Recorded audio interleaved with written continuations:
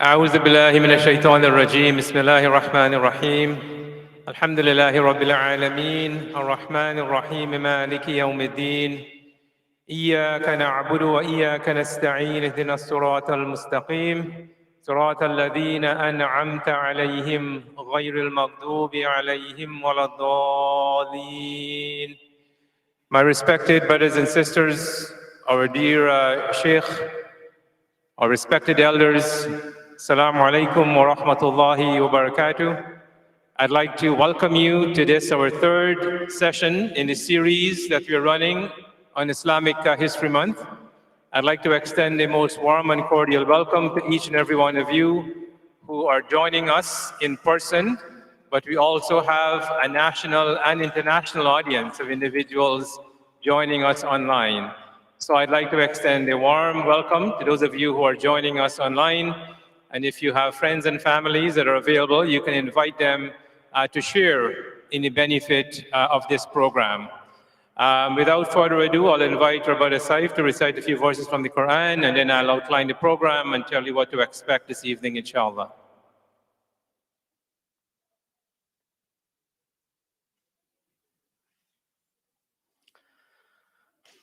أعوذ بالله من الشيطان الرجيم بسم الله الرحمن الرحيم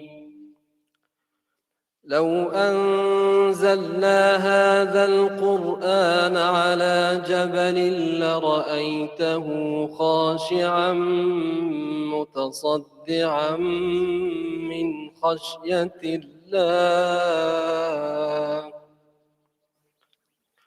وتلك الأمثال نضربها للناس لعلهم يتفكرون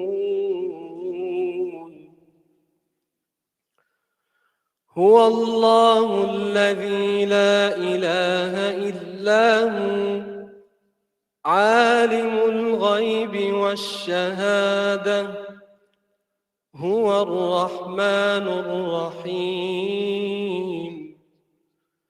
هو الله الذي لا إله إلا هو الملك القدوس السلام المؤمن المهيمن العزيز الجبار المتكبر سبحان الله عما يشركون هو الله الخالق البارئ المصور له الأسماء الحسنى يسبح له ما في السماوات والأرض وهو العزيز الحكيم صدق الله العظيم.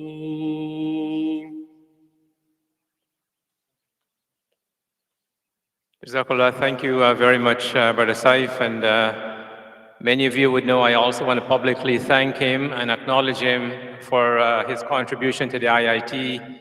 He is leading the daily prayers at IIT, and we are indeed grateful for that level of commitment and that level of support from him.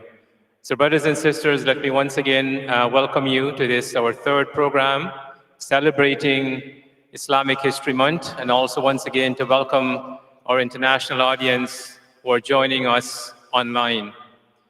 It is interesting, as many of you would have known by now, that we have chosen food as a theme for Islamic History Month. And that theme may not be obvious. It's not the first thing that comes to your mind when you think about Islamic History Month. But a lot of thought and consideration was put into the theme that we have chosen. And I know Dr. Abdullah Hakim Quick has had numerous conversations with several individuals about wrapping the history of Islam and the history of food and food security. As you know, with the pandemic, that has become an important consideration globally. I just want to preface my comment by saying a few things. And the first one is that when it comes to food security and the shortage of food, Canada is no exception. According to the Food Bank Canada, 7 million Canadians went without at least one meal between March 2020 and March 2022. That is 7 million Canadians, 7 million out of 33 million. So this is not just an issue in Yemen or Syria or Burundi or Sierra Leone or South Sudan or Afghanistan. This is a global phenomenon. And as Muslims, we have to acquaint ourselves with the challenge. And there is something I also want to mention very quickly, is that it is said that it will take about $40 billion annually, every single year, up to the year 2035, to eliminate food hunger. You know how much we're spending on defense every single year? $2.1 trillion. $2,000 billion annually on defense spending. So think about what impact it can have on the elimination of poverty. So that is the state of global affairs, brothers and sisters. And today, we're going to touch on one of the region, the Caribbean and Latin America. And even in the Caribbean and Latin America, starvation is one of the leading causes of the death of our children in Latin America and the Caribbean as well. So the session today is a means to an end. And of course, we have the foundation of all these sessions, which is Dr. Sheikh Abdullah Hakim Quick will speak to us. And then we have another, one of our younger brother Bilal Maxey, soon to become Dr. Bilal Maxey. He will speak to us. But I'll invite Dr. Abdullah Hakim Quick to speak to us. Afterwards, we'll have Brother Bilal, and then we will have an opportunity to sample some of the foods of resistance, as they say. So without further ado, I'll invite our dear Sheikh, Dr. Abdullah Hakim Quick, to speak to us.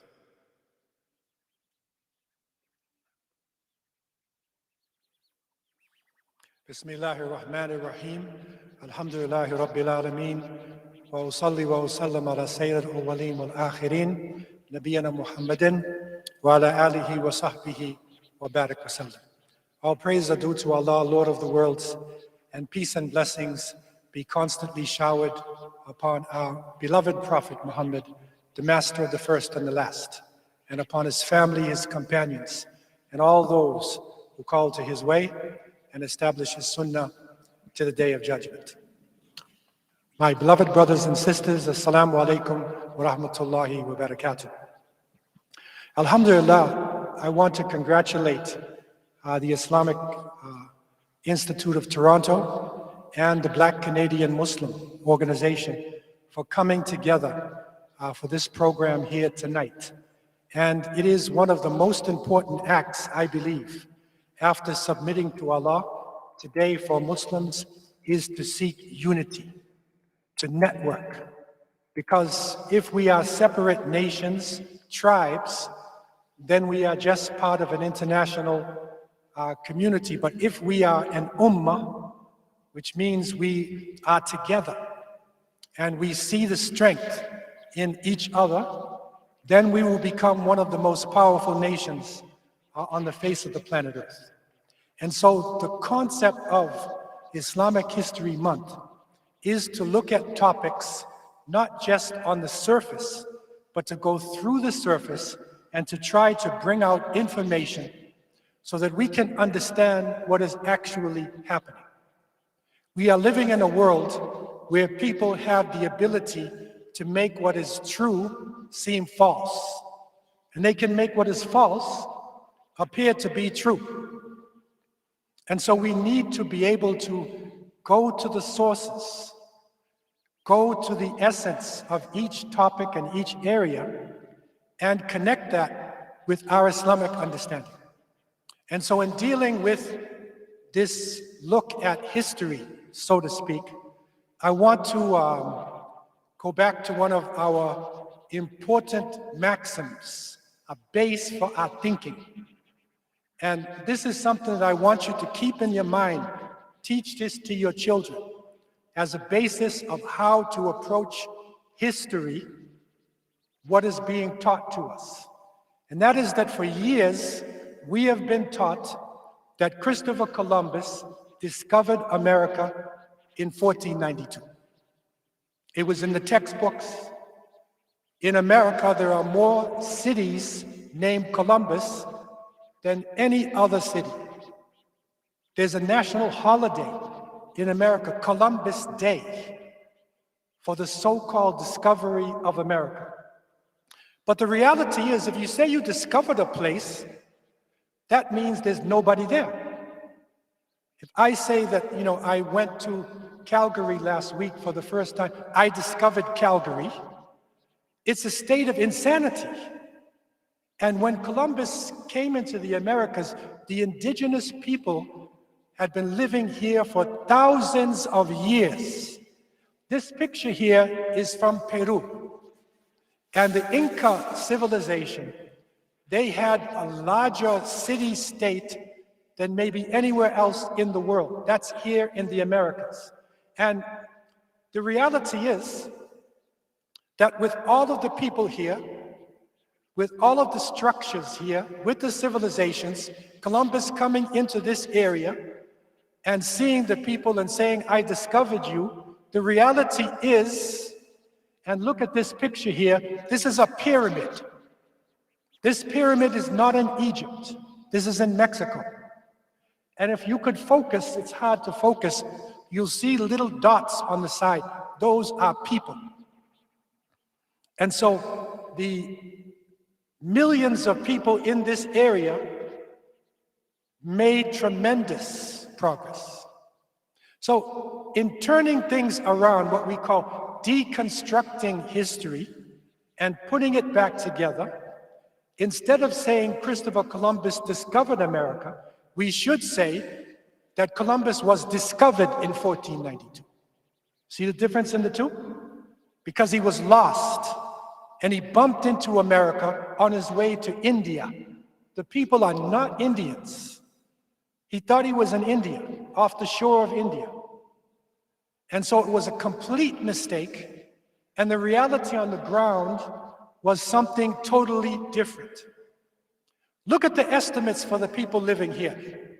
There was approximately 75 million people living in the Americas. When I say Americas, I mean Canada, US, Latin America, Caribbean, South America, 75 million people. Over 2,000 separate languages were being spoken. The people migrated here somewhere between 10,000 and 20,000 years BC. So many different cultures, so much to say, and I wanted to start off just reflecting on the indigenous people, because when we think of the Caribbean, when we think of the Americas, we cannot push the indigenous people to a side because they have actually impacted us in ways that we know not. For instance, you'd be surprised to know that corn started in the Americas, in Mexico. That's the first corn.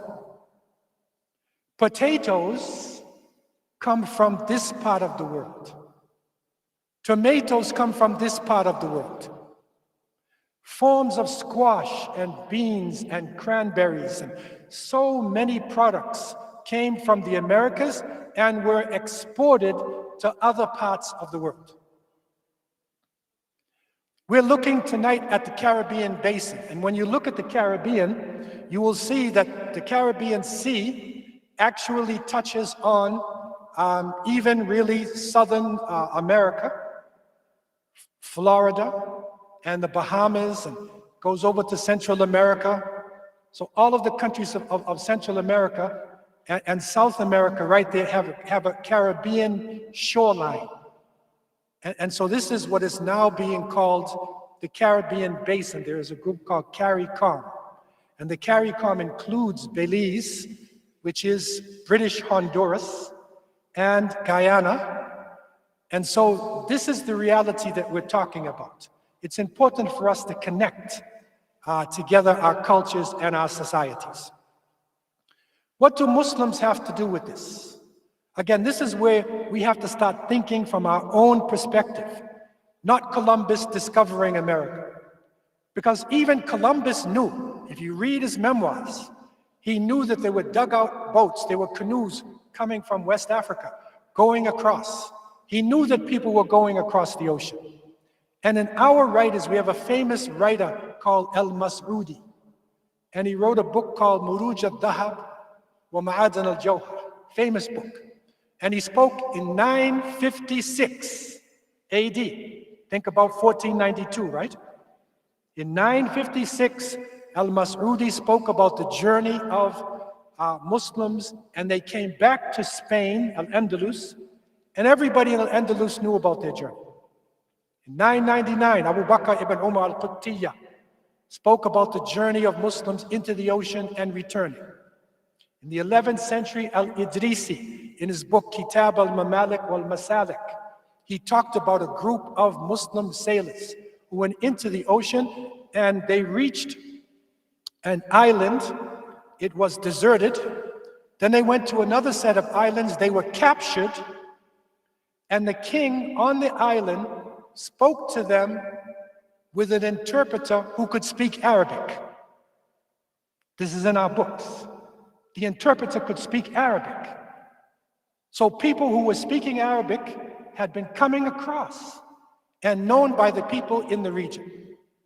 In the 14th century, Al-Umari, famous writer, Muslim writer, in his book Masalik al-Abrar fi Mamalik al-Amsar, he wrote about a famous Muslim king, you all should know him by now, Mansa Musa. Mansa Musa. And if you don't know him, then just Google who was the richest man that ever lived. Put it into your cell phone. Who's the richest man? And it will come forth not Bill Gates, right? Not any of the people who you know, Mansa Musa. This is a black African leader who had so much gold in Mali at the time that every country that he went to, he changed the economy of the country. And the famous, even the Europeans drew a map of him. He made a pilgrimage in 1324 from Mali to Mecca. He carried 72,000 people across the Sahara Desert. Could you imagine that journey? 72,000 people he carried across. And one of the cities that he found and he enriched the city was called Timbuktu, not a lost city, but by the 16th century, Timbuktu had 150 schools. Sankore University had 25,000 students in the 16th century. That's before University of London, Sorbonne, Harvard University. This is black African scholars, Muslim scholars in the 16th century. Now, in the same book, Al-Umari found out from Mansa Musa that his predecessor, Abu Bakr, and Umari mentions this, he went into the Atlantic with 2,000 ships. This is recorded. And they had enough wealth to do this. Remember, Mansa Musa had 72,000 people. This is the person before him. 2,000 ships he took into the ocean. And when you look at your map at the shore of Senegal and Gambia, that region, and you look how close it is to Brazil, it's actually very close. And the current, which is the power pushing you under the ocean, it will take you, without sails, it'll take you directly into Brazil or into Barbados in the Caribbean. And so, historians have found that African Muslims visited Brazil, Peru, before Columbus.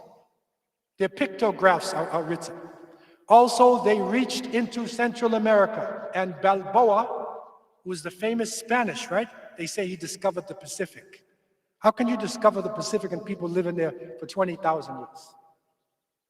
Balboa wrote that when he reached the province of Cuareca, that the Latino people said to the Spanish, do not go on the Caribbean side because there are black people there with beards and they're fierce warriors. And so Balboa went north. So this is the presence of African people and Muslims. This is long before European colonialism. This is a head or a carving which was in Mexico City Museum before Columbus. And if you look closely at it, it's got scarification like West Africa. But look what he has. He's got a turban and a cap. He's a Muslim. And it was clear. So there's hard evidence to the presence. Columbus found that the people there, he's my assistant, my grandson, Suleiman. Shukran. Columbus found that the people called gold guanine. That's what they called it in the Caribbean. And it was the same alloy as the gold in West Africa. This is 32 parts of gold, 6 silver, 8 of copper. And the name was Canine or Rani. This is a West African name. So the Caribbean people, the native people, Arawaks, Caribs, Tainos, Lucayans, they were using this word guanine. In Central America, some of the tribal names in Honduras, and this is there up until today, they use the word Almamis, which comes from the West African means Imam, Imamu, Almami, that's how they pronounced it. Also names like Jara, Guaba, Kaba, it's found all over Central America. And a group of people living in the Caribbean coast of Belize and going on Honduras are called Garifuna people. And the Garifuna people are speaking an African dialect.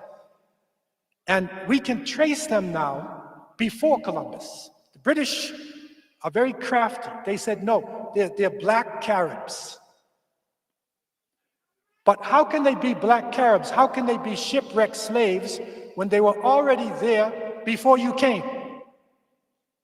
But it depends upon how you read history. The next phase that we're looking at with our resistance is the slavery period. And in this period, the people were captured. As you know, African people were taken from the ports of call in West Africa, taken to the Americas. We now know that somewhere between 15 to 30% of African people brought into the West were Muslims. This is solid information now. And this is some of the proof. I don't have time to go into it. You can see some of this in our display. We have eyewitness reports, we have written documents, we have autobiographies of the presence of African Muslims. One of the key places of resistance, and we are focusing on this tonight, was Haiti. And Haiti was the first independent nation. They fought the French, they defeated the French. They defeated all the European powers, and they are suffering a blockade and sanctions up until today. You know what people don't realize about Haiti? The leader of the revolution, Toussaint Louverture, two of his great generals were Muslims. One, his name was Macandel. He was from Guinea, and there was also a bookman. Some say he came from Jamaica and went to Haiti. They were called Marabout. And a Marabout in Arabic is Murabit. And this is somebody who is in the path of Allah, a scholar who's moving in the path of Allah. So we are remembering Haiti tonight. And the money that you give tonight, we want you to taste the foods, donate, because we are giving toward the people of Haiti. Because the suffering there, this is a suffering right in the Americas. Countless number of African people suffered coming across. This is some of the information I'll go quickly through as I'm coming to a conclusion. Muhammad Kaba from Buka, Malinke from Guinea. He was studying to be a judge, and he was captured at 20 years old, and he was deported to Jamaica. He was going to be a Qadi. Abu Bakr Siddiq, a scholar from Timbuktu. He was captured and taken to Jamaica in 1834. And he wrote extensively in Arabic. There was a group of Arabic-speaking African people in Kingston, Jamaica, who were writing to the countryside in Arabic. And the British found this out. And now we have the documentations of the writings of the Muslims there in Jamaica and what was happening. Resistance happened. You'll see a lot of the signage here and our discussion afterwards on Maroons. And the Maroons, the most famous are probably in Jamaica. These are escaped slaves who mix with the indigenous people. The Spanish called them cimarrones, which means a wild horse. Can't control it. So the name comes Maroons. And so the Maroons, there is Sam Sharp is famous for the rebellion in Jamaica. There is Nanny for the rebellion in Jamaica. And despite the rebellions and despite the struggle, slavery was a terrible thing. And it divided father from mother, parents from children.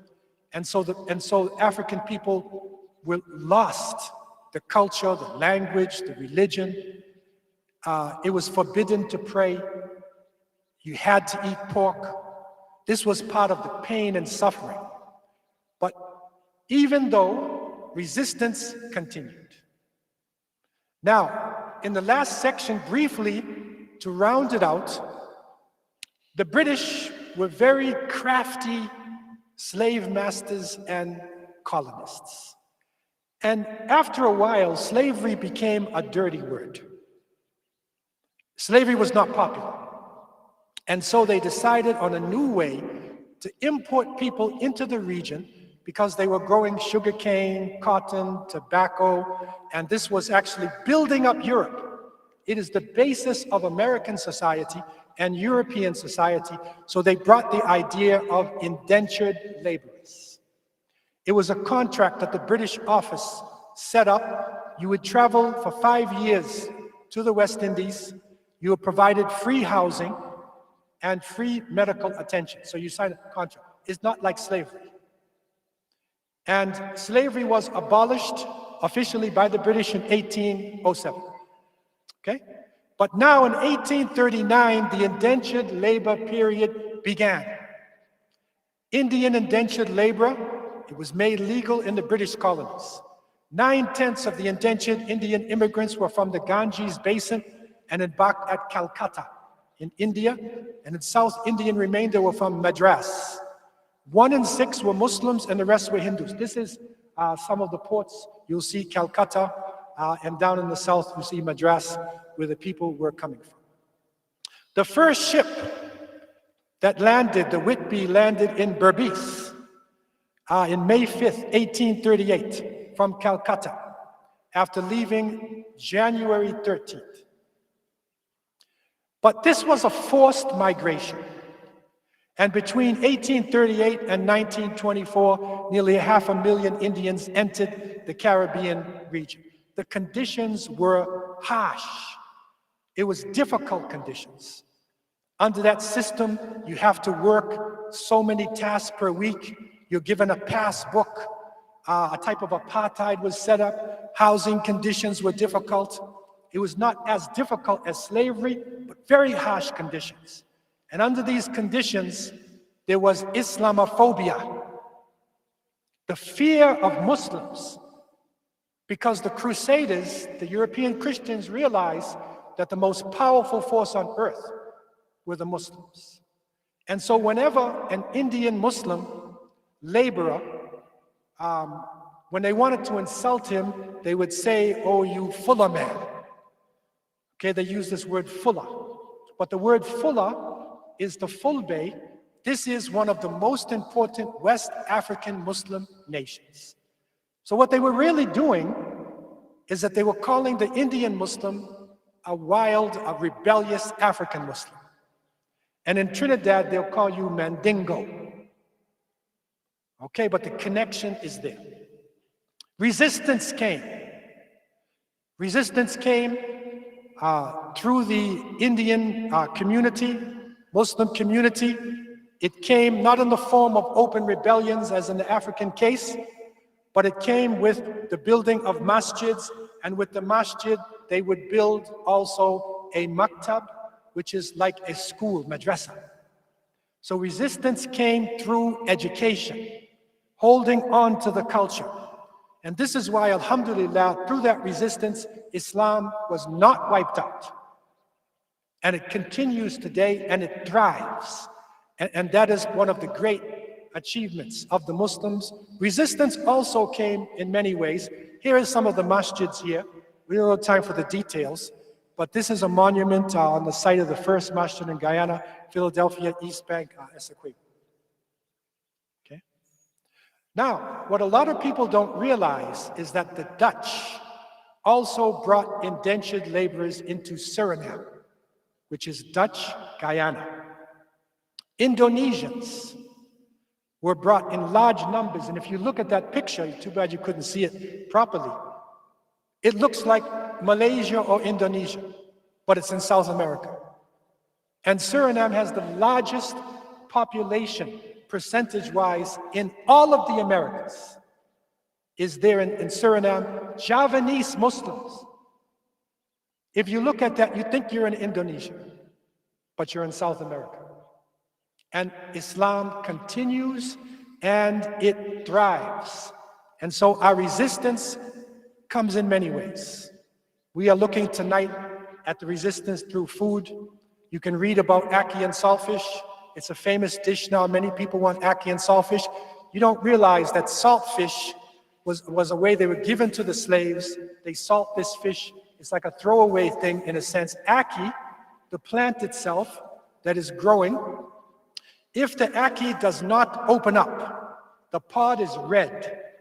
If it opens up and you see the yellow inside, you can eat it. But if it doesn't open up, it's poisonous. So a poison plant, along with saltfish that's thrown away, becomes the national dish of Jamaica and one of the most expensive meals in Canada today. Try to buy some ackee in the store. See the resistance? Jerk chicken. Jerk chicken came about from African Maroons and the Taino people, the indigenous.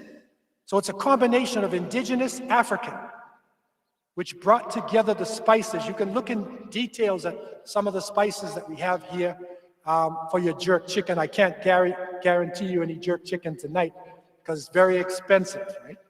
But inshallah, you'll have an opportunity. So I leave you with these thoughts, and I pray that Allah would bless you to taste tonight and donate. And we want to donate toward the people of Haiti, however we can, to relieve the suffering of people in the region. I leave you with these thoughts. Wassalamu alaikum. Thank you very much, Dr. Sheikh Abdullah Hakim. Quick, as you can see, Guyana, the rest of the Caribbean basin has a very rich history of Islam and Muslims. And as the Sheikh mentioned, the first mosque, for example, in Guyana was established in 1780, and it was established by the Fulani tribe.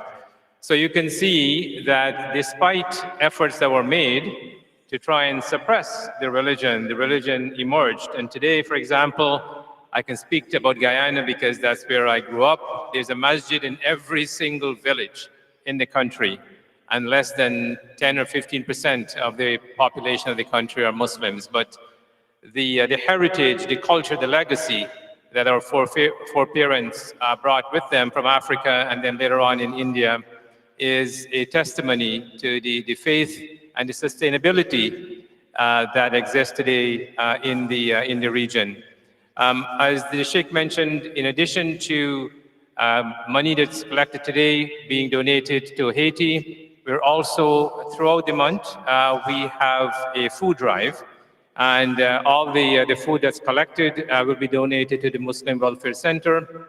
So we encourage you, if you're coming next week and you haven't put some food in the boxes or the barrels located in the lobby, please do so. The center is also opened during the weekdays, so you can also come in and drop the food. Our next speaker, as I mentioned, is our dear brother, Bilal Maxey, and I'm going to try and read his biography very quickly. He is a PhD student at the University of Toronto and a researcher of Islam and pre-modern Africa. Bilal is originally from the United States with family roots in Barbados and the American South. So I'd like to welcome our dear brother to the podium and for him to expand and build on what Dr. Abdullah Hakim Quick had to say. So welcome Bilal to the Islamic Institute, and we look forward to your presentation.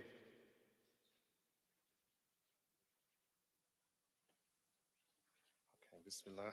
Bismillah ar-Rahman ar-Rahim. Okay, assalamu alaikum wa rahmatullahi wa barakatuh. Thank you for the warm welcome, Sheikh Fahad and Sheikh Abdullah. It's an honor to be able to even speak in front of this audience and to follow such a monumental speaker as Sheikh Abdullah Hakim Quick. But inshallah, may Allah give benefit for what I share here. Thank you for bringing up the presentation. So I'm going to start off with a kind of an ironic story because Sheikh Abdullah just finished with mentioning ackee and saltfish. And even though I don't have Jamaican roots by ancestry, I have a step-great-grandfather who was from Jamaica. And I love saltfish and ackee. And I get it back home, and you think about the price, and you see how high it gets and how high it gets. So you think about the cost of something that was considered a throwaway and something that was sustained in a time of slavery. It makes you kind of down if you want to get some saltfish and ackee. So I learned how to make it. And alhamdulillah, it was delicious. So whenever we're struggling or we're stressing over the cost of food and we want to make something for ourselves, it's a good inspiration to do that. And I think it came out pretty well. I think my wife might agree. So inshallah, the conversation I wanted to start with really just builds on what Sheikh Abdullah already discussed. It's a really conceptual and important foundation to understand this context in the Caribbean. And so a few brief words about the title I've chosen here. Before speaking, this idea of cultivating freedom has to do with this struggle through enslavement and slavery. I mentioned the subtitle, a mosaic Maida, kind of in historical perspective because my focus is also historical. And this idea of a mosaic Maida has to do with thinking of the splendid table, the table that is filled with food that we understand as a surah of Quran, and also this idea of mosaic, referring to the cultural mosaic that represents the Caribbean, the mosaic of cuisines, and also mosaic refers to Musa alayhi salam. The term comes from Moses and the tribes, and the idea that this subsistence and this survival, these carry forwards of food that come from indigenous peoples, African peoples, and peoples coming from South Asia, and also from the East Indies, as I guess the Europeans would call it. This kind of mosaic is that table in the region. So that's kind of the context for the title. This is good.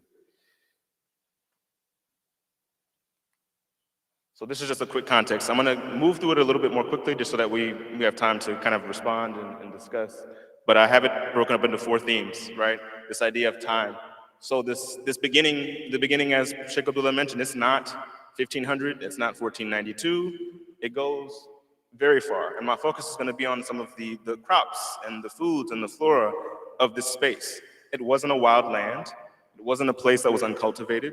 These are some of the ideas that you get from stereotype. Okay.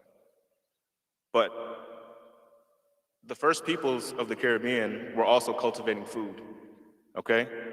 This here is a picture of some of the early Europeans, what they saw, the cultivated gardens of the peoples of the Caribbean. This is their depiction of it because they saw this happening, right? To the left, you have the names in the Arawakan language of the Taino people for all of the islands in the Caribbean. So there's places, there's spaces, there's a whole botanical world that was not just wild, but it was also cultivated by the peoples that were already here. And so these are amongst the Taino, amongst the Kalinago, which is also the Carib, which would be a later name that's given to them. And so just to give a quick scan of what are some of the crops and foods that we have today that we know are from these regions, this is based on food science and research. You have various things here, examples. We could say guavas, papayas. Ironically, coconut's not the case. Those were actually brought by the Spanish. The ubiquitous fruit in the Caribbean is actually not from the New World. But we also have cassava or manioc, if you use this. Pineapple, even pumpkins, a variety of pumpkins. They come from indigenously, from the Caribbean. And so when we talk about the first peoples, there's oftentimes this kind of reflexive thing to think, oh, these are communities that are no longer here.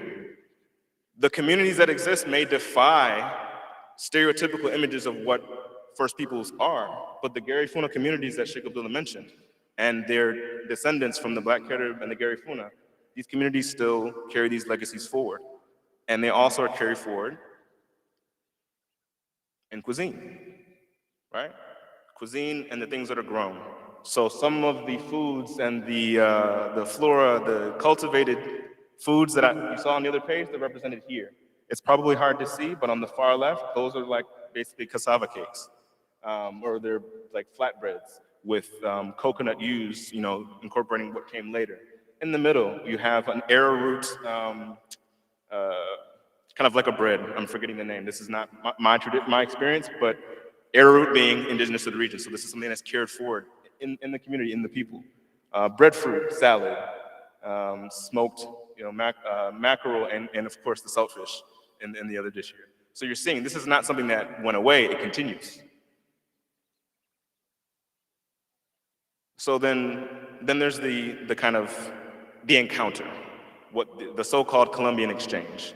What happens after it's not a collision, it's a one-way collision, right? Europe comes and then things get really shaken up. So we won't need to worry about this slide. This is just context of what's going on in Europe, but we're not going to worry about that now. This idea of claims and conquests, this idea of profit over people, the idea that you can take these things that are grown and cultivated that sustain people and then turn that into profit over profit over profit. That's what goes on here. So then it included people as a part of the profit. And then the crops that were grown. This is an important process to keep in mind, as Sheikh Abdullah has pointed out to us. And so as an example of this one I'm going to read because it gives you a sense of what's going on here. This is a quote from a French intendant in the region at the time. This slave mortality appears to be caused by the heavy labor that the planters make them perform without adequate nourishment. Some planters give them nothing except to let them work for themselves on Saturdays in order to earn their sustenance for the rest of the week. Others give them only half the rations that are requested by the ordinances of the king, and others give them even less. So others give them neither half the rations nor free Saturday. To be fair, there are some planters who give their slaves everything that is required by the Code Noir, but such planters are rare. The others, in contrast, are very numerous. So this should tell you a lot because this is not an unbiased account. This is the French intended. So this tells you the conditions that people are living under. Malnourishment. So the food insecurity that we experience today in the region, this is the origins of it right there. Okay? And so the idea is that there were crops that specifically were killing people. When we mentioned Macandal, the leader of the, one of the kind of proto-leaders of the Haitian Revolution, before the revolution began, his hand,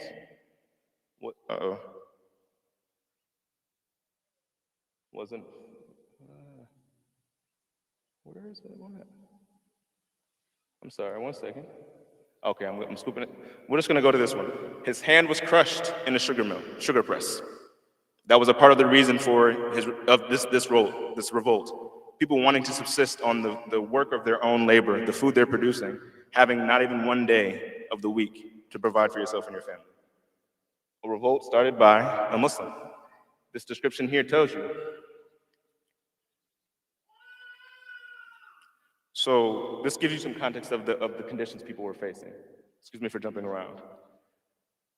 And so with this, the last thing to consider in this kind of period of contact is how much was coming over from Africa as well. The crops that are now kind of characteristic of the Caribbean and the American South, many of these were brought over by enslaved peoples from Africa. So when we think of plantains, rice, yams, and millet, these all came from the continent.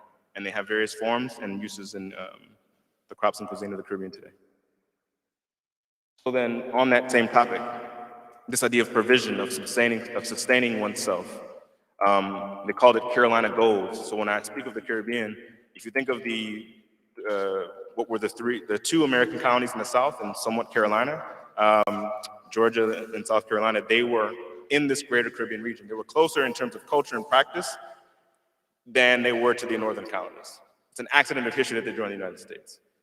So you think of the rice that was being exported all through the Atlantic Caribbean world. A lot of that was coming from the Carolinas, back and forth. This is another example of food from Haiti. It's a fruit, cachiman, that has different names in the Caribbean region. So you're getting a sense of some of the things that are sustaining folks in this time.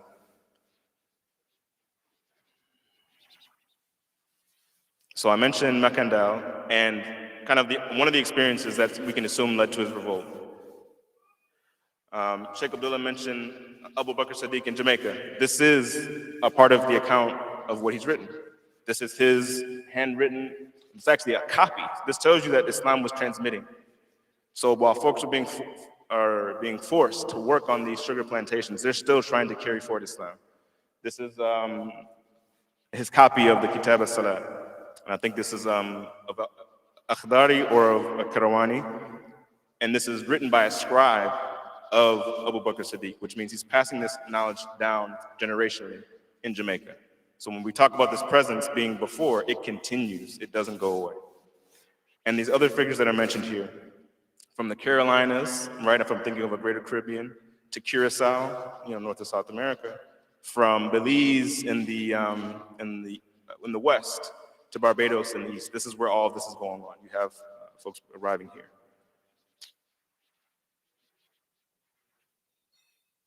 So moving to the present, I wanted to make sure to not leave out any of the major islands. We have Cuba as well. And this gives you a sense of when people are not just rebelling, they're making revolutionary acts. They're not looking to replicate and take over the plantation system. They're trying to sustain themselves and their communities. So you end up with this massive movement, Haiti being the kind of catalyst of people breaking down the plantation system, destroying plantations themselves, and becoming independent farmers. A tradition that exists widely in the Caribbean today because of this legacy of not only Maroons, the Cimarrones, but that carrying forward to nations, Haiti as a nation. In a way, you can think of it as a Maroon nation because it continued to have this kind of nation, this aspect of resistance. Not just resistance, but also creating structures to sustain oneself. And this also played out in Cuba. That's what I have this here for. And so when we think of some of the crops and foods, even in Spanish in Cuba, so that says ñame up there. Ñame would be yams. These are the yams that are brought over. You're getting examples of the foods that were native to, but also came from Africa. Native to the region and came from Africa. Potatoes, that's from the Americas. Calabaza. So yeah, you're getting a sense of some foods here. Plantains coming from Africa, right? So this is exchange. And then lastly, thinking of this mosaic and this kind of modern cuisine, want to pull this is a hard history, right? It's not an easy history. There's a lot of struggle. There's indentured. You have impacts of various cultures that are represented in the food. The idea of Aitel, I'm not from the period, but the idea of Aitel, the vitality of food, there's histories that suggest that this is an influence from veganism from some of the South Asian and Indian immigrants that had an influence on the kind of founder of Rastafarianism. So this idea of Aitel having connections to this broader cultural mosaic. In a similar vein, the kind of story of doubles, right? It's to pull us out. It's like a dark history, but it's also inspiring. This experience is a crucible of some of the most world-renowned and beloved things. This doubles were created by Muslims from the South Continent in the early 20th century. Okay, and it seems like it's a pretty uncontested claim. So this family struggled through this indenture, and this is not to make light of it, but like if you think about when you're really pressed by a jarring and excruciating experience, things come out much more powerful and impactful. And sometimes it's minimized, that cuisine is something that is low, that's only minimized because people don't understand. Without food, you don't exist. That's the moral of this whole concept. This is it's a Quranic imperative. right? That the provision be made. And so that was just to kind of wrap up. I hope I didn't take too much time, but I wanted to give an overview. There was more there that you all saw. I just didn't want to spend too much time because we had such a great introduction and we overlapped, and it was such an honor. So this is just kind of some of the context that I shared. And if there's any questions, happy to answer them. I would love to hear about folks' experiences with food themselves and the ways in which this draws us back and it reminds us of what's really important and what sustains us and as a community and as ourselves and our families. So, thank you.